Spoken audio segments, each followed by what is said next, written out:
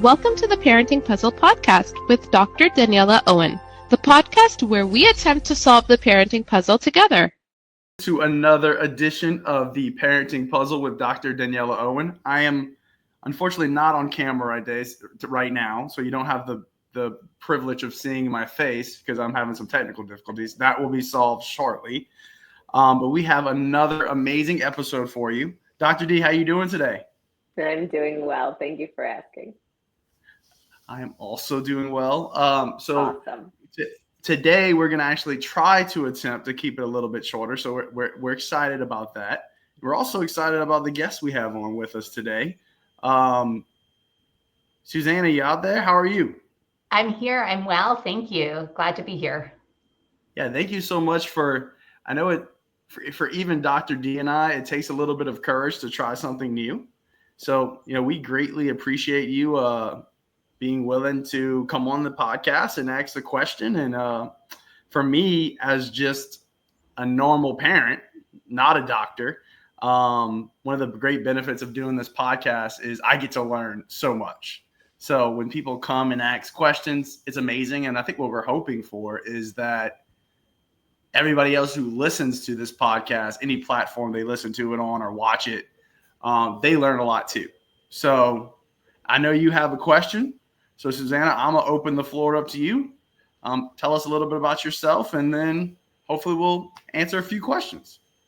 Great, thanks. So I am the mom of two amazing girls. I have a toddler who is 2 years old and a kindergartner who is almost 6.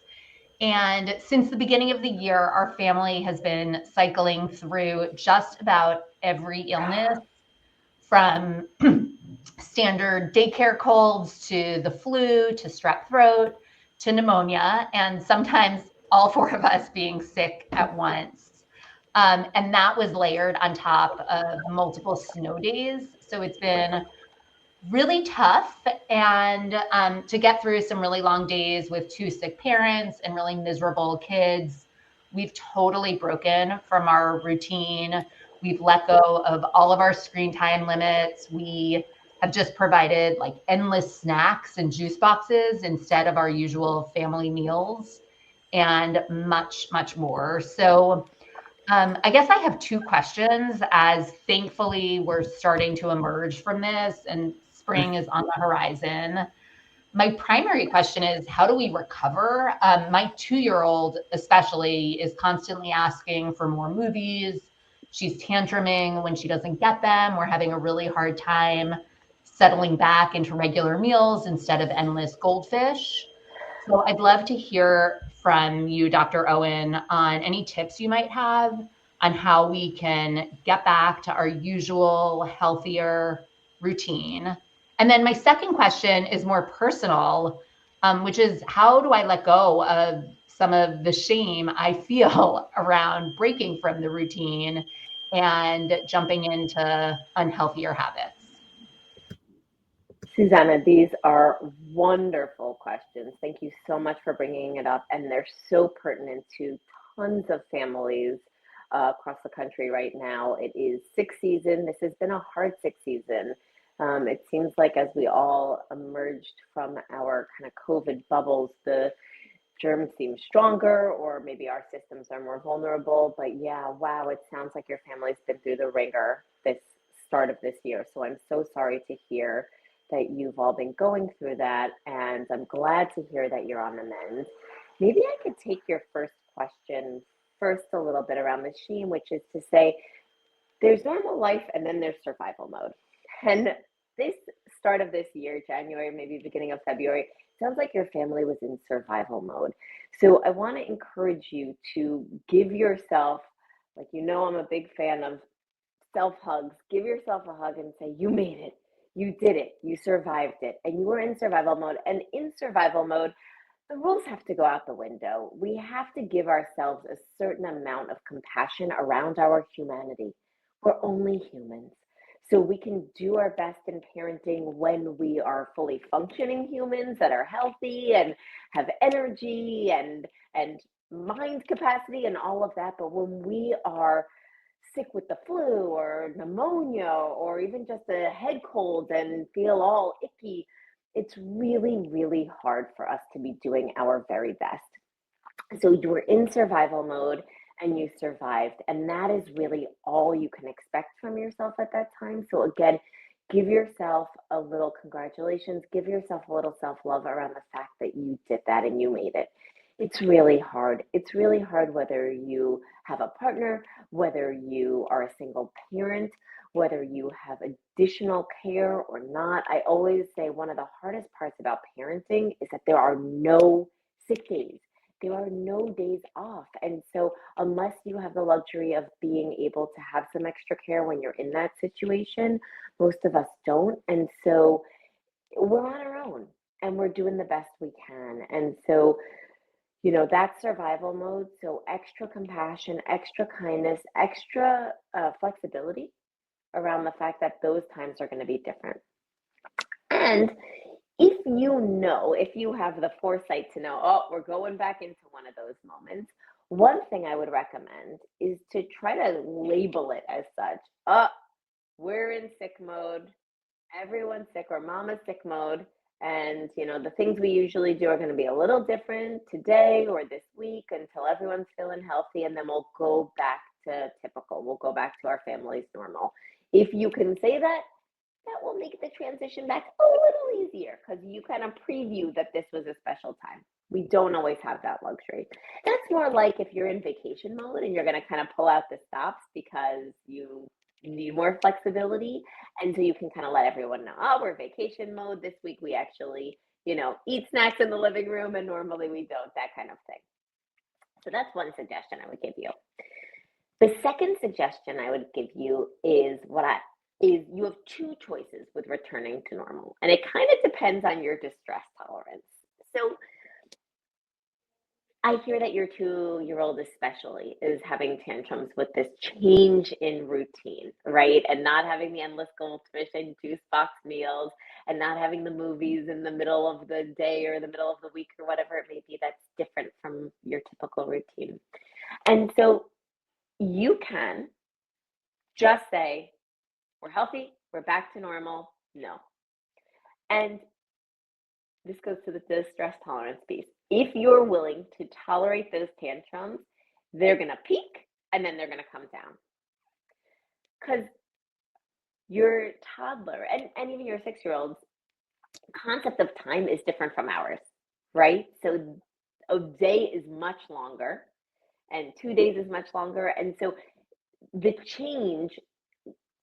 shift back to normal will get there faster, but it's all about parents tolerating the distress along the way. Okay? Is this making sense so far? Yes, completely. So if you're willing to tolerate more distress, you can do kind of the cold turkey response, which is like, nope, back to normal. This is how we do it. No juice boxes in the middle of the day. We eat meals at the table, that kind of thing. There's no harm in doing that. They will get back on track. The alternative, if that feels too hard or distressing, is to fade. And fading looks like thinking about, okay, if we did, all bets are off, food could be eaten wherever, movies are happening all throughout the week, whatever, and then normal is none of that, you just gradually decrease and decrease and decrease till you're back to normal. So maybe you allow 1 or 2 shows on the weekday, and then that goes down to 1 show or half a show. Maybe you go down from a 20-minute Daniel Tiger to a 7-minute Bluey. And then you kind of fade it that way, right? And maybe you switch from shows to looking at a few pictures, right? So you're not doing it all in one fell swoop. You're doing it gradually so the change feels more gradual. That doesn't mean you're not going to get any tantrums, but it is going to feel less dramatic of a shift for your child, which is less likely to bring up such a big upset or big tantrum. Same thing with the snacks. So if you normally do all meals in, let's say, the dining room or the kitchen or wherever your family eats, you can kind of transfer it and have a little bit special snack time on the couch and then gradually kind of work your way back. And so it's just a matter of doing it more gradually. And again, that's called fading rather than all at once. They both work, neither is right or wrong. One is likely to get a bigger tantrum, but it's also going to get you back to normal faster. One is likely going to have a smaller tantrum or more grumbles, less of a meltdown, because it is going to be a little bit more similar to what they got used to with the new normal of survival mode. And then you're going to be able to gradually bring it back to your typical state. Hey, Dr. D, did you take into account how good goldfish are? It's a good point. And that's a great question. So maybe if goldfish are naturally part of the routine, maybe those get like into the mix a little bit more. And that's okay too, right? Because goldfish are delicious. Although our dentist told us they're one of the worst things for kids and cavities because they stay in kids' teeth a lot. So Oh no. I know. We were like, what? We couldn't believe it. I was like, I thought gummies, and they were like, well, goldfish. Oh my goodness. So anyway, No I hate wonder to bring why that- Jackson I hate has to bring that cavities. up, but you might want to do a little quick water brush after the goldfish, or just drink. They said if you drink a bunch of water afterwards, that it should flush it out. But Or anyway. juice boxes. Or juice boxes, which of course will be well received. Well, thank you so much. That's super helpful.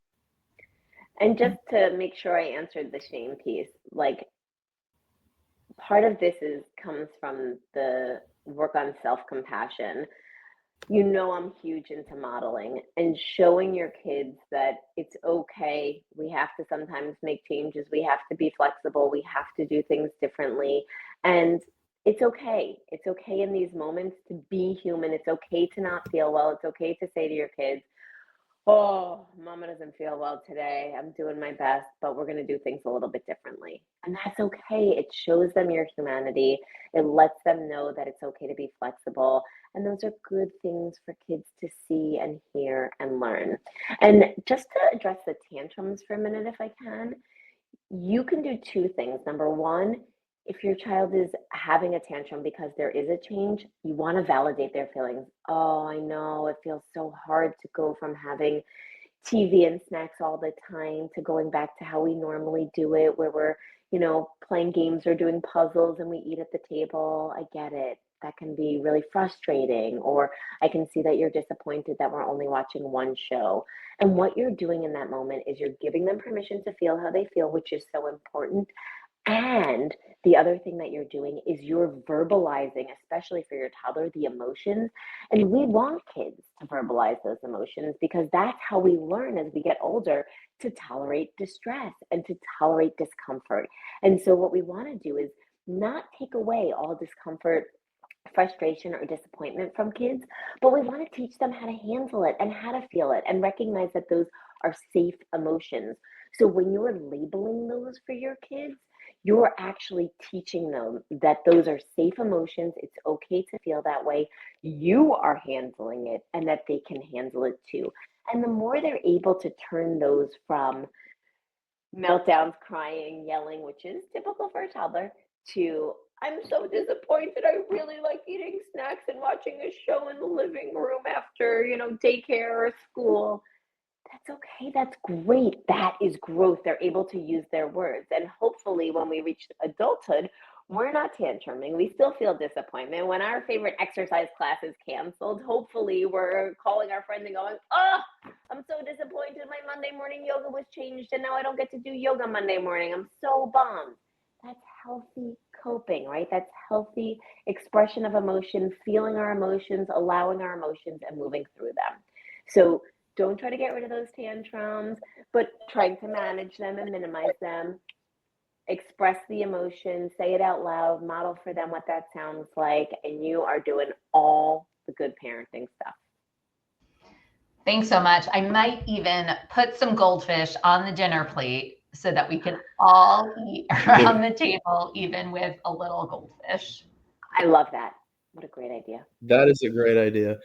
Hey, Dr. D, you'd be very proud of me. I only had one tantrum this week so far. Good job, Jake. Okay. So, Susanna, thank you so much for jumping on this podcast. I loved your questions about trying to get back to the new normal. I apologize for whatever's going on. I got a new computer, Dr. D, so this will be the last one with this one. But yeah, thank you so much for jumping on. If you ever want to come back on, please come back on. And just I have to say this at the end. If you like this podcast, if you're getting some advice, some really good advice from Dr. D and some of this amazing science-based tips, please like, share, subscribe, follow Dr. D on her YouTube, and let's get this message out there. Thank you, guys. Have a great day. Thanks, Bye, everyone. everyone. Thank you. Thanks for tuning in. We hope you enjoyed today's episode. If you did, please consider subscribing and leaving us a review. It really helps us out and lets others discover the show.